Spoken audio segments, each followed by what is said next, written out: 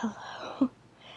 Uh, Let me start off by saying I've always wanted to make a video like this, an ASMR video, and although I don't have an especially good microphone, I hope that you can enjoy this anyway because, and maybe I don't even have the nicest voice, but sometimes I find that with subpar microphones, it actually gives me a better effect, at least, because I don't know, there's just something about like this static quality that it's comforting. So I hope you guys find that too. And this might be more than one part, but it is of The Skeleton Man by Allie Brush, and she is the author of a book and of a blog called Hyperbole and a Half. You've probably heard of her. I'm a hipster, so I totally knew about her before she was famous. Not was really famous. And yeah, she hasn't written anything in a while, but I thought I'd read this one because it's not overly creepy. It's kind of funny, but it's not really like laugh out loud funny like the other ones, because the point is to relax and not to laugh out loud. But if you want to, you can laugh, obviously, but it might be painful. So I hope you enjoy, and in a moment you're going to hear a clicking sound from my mouse, because I'm going to stop the video for a minute to test the sound quality, so don't be alarmed. Okay. The elementary school I went to was run out of a large, gaudy, 70s themed house. The kindergarten upstairs and the first and second grades were on the basement level. The building was surrounded by woods. One year, on Halloween, our second grade teacher told us a scary story. It was called The Skeleton Man, and it was unbelievably terrifying. Our teacher was telling the story. We sat motionless, absorbing every gruesome detail. Skeleton Man's hungry eyes peered out from the darkness. Skeleton Man, and he crushed their skulls with his giant, scary hands. When it was over, a strange silence fell over the room. It was obvious that each one of us was simultaneously filled with the regret of ever agreeing to listen to such a horrifying tale, and also trying to figure out how to hear more of it. The rest of the day was tinged with a foreign, unsettled feeling, like we had just been diagnosed with cancer. We drifted around the classroom, doing our tasks quietly and robotically because we were too consumed with anxiety to experience any secondary emotions. I went home that evening and sat petrified in the corner. I knew that my life would never be the same, that everything I did from that moment onward would be tainted with the knowledge of the Skeleton Man. The next day at school, I excused myself to use the restroom. The basement bathroom was terrifying in and of itself. It was claustrophobic and mildewy, painted brown with withered yellow linoleum that curled up in the corners. The shower was full of tattered cardboard boxes, and the mirror was cracked in several places. To get to it, you had to walk through a maze of boxes in the creepy supply room. There was a closet adjacent to the toilet, which was covered with a stained bedsheet, but the bathroom looked like an entirely different level of terror when I realized that the skeleton man almost definitely lived in the closet.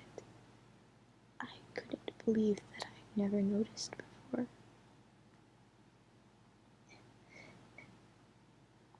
Ellie was kind enough to draw us a diagram. This is where the toilet was, the sink, the shower, the door, and the closet where Skeleton Man lives.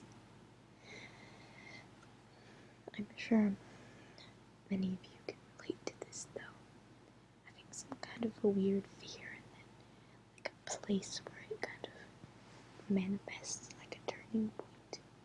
For me, that would be aliens.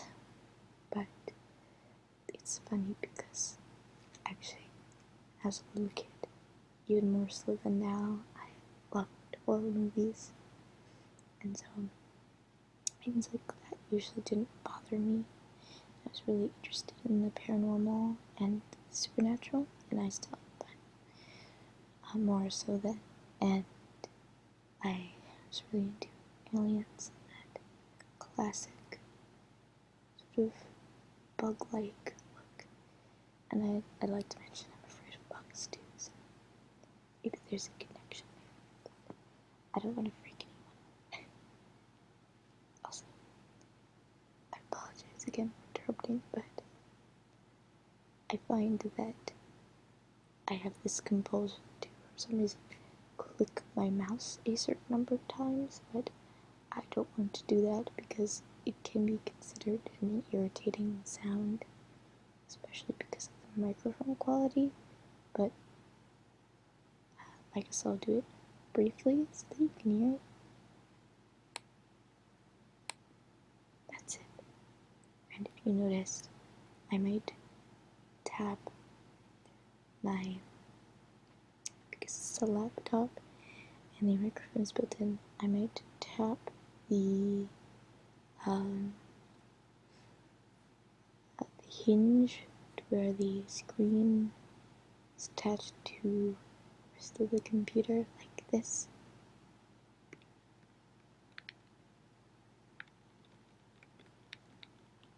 I don't have on any sort of manicured nails like most beautiful ASMR artists do, but and I don't really think it's who did as well. I noticed that, but so I hope that's okay. And that it's not actually an irritating sound because I don't know. But anyways,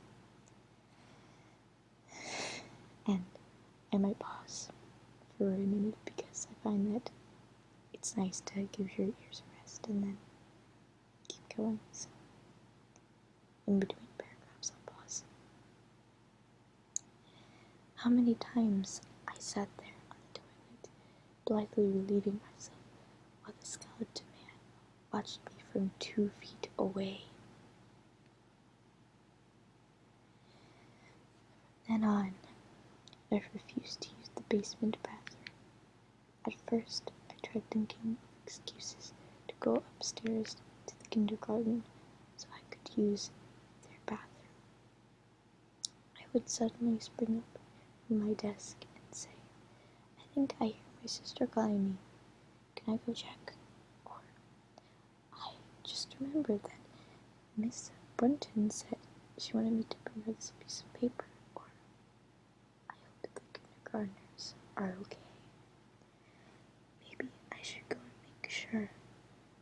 This tactic was really successful, so I opted instead to sneak outside and go to the bathroom in the woods behind the school.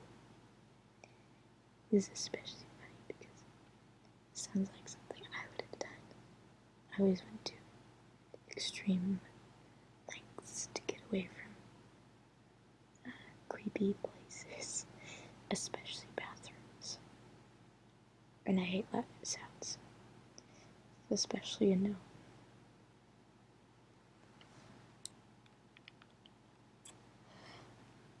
Whenever I used to go. I raised my hand and asked my teacher if I could have permission to use the restroom.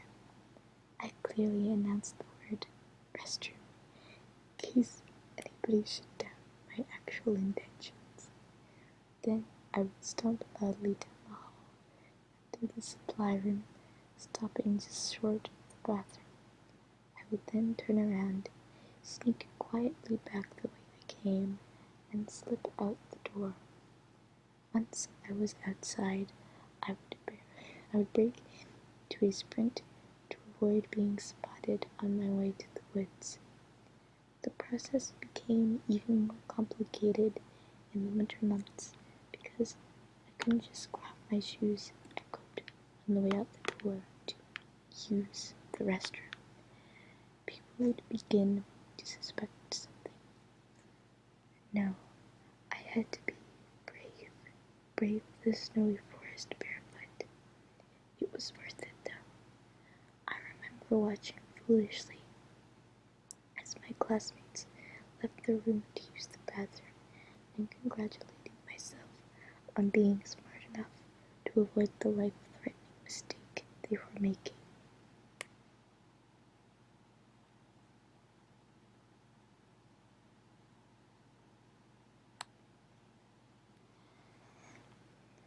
My little plan couldn't last forever, though.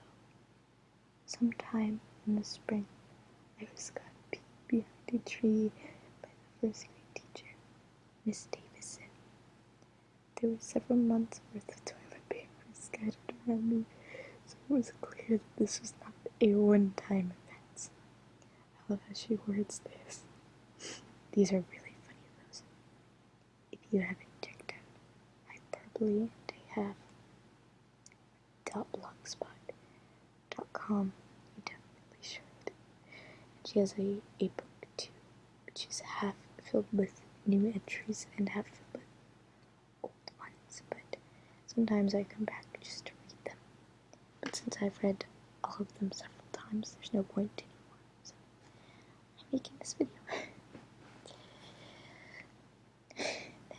This is a conversation. I'm not going to say who's talking because you can read it on the screen if you want, but yes. Ellie, what are you doing? And also, all of these stories are true as well, which makes it even funnier. Looking for ants. What's all this toilet paper doing here? I don't know. It must have blown here with the wind. I see. Why are you being in the woods? Oh, I was just out here and I had to go. How about you come inside and use the real bathroom? At that point, I started weeping and screaming about the skeleton man and how he lives in the closet. If I used the inside bathroom, he would kill me, and then I would never get to grow up and be a veterinarian, and my family would probably cry and wish they had never used that stupid bathroom, and my mom would yell at Miss Davidson for making me do it, because if I died, it would be all her fault. I'm sure it was quite a spectacle. For the next week or so, I avoided peeing altogether. I would hold it in until it became painful and had to sit rigidly in my chair with my legs crossed. Eventually, I had to face the base of the bathroom, but I tried my hardest to make sure that those terrifying encounters were kept to a minimum. The next year, our class was moved to a different building with a different bathroom, but I never completely got over my fear of the skeleton man. Even as an adult, I sometimes feel like he's hiding in my bedroom closet or in my basement. Who's the rapist? That's another inside joke. There's an update, but I'm not going to read it because I'm out of time. I only have 15 minutes to record this. But thank you for watching, and I hope this was of okay quality. And I sincerely thank you for watching this. And I hope you have a good night or morning. or afternoon.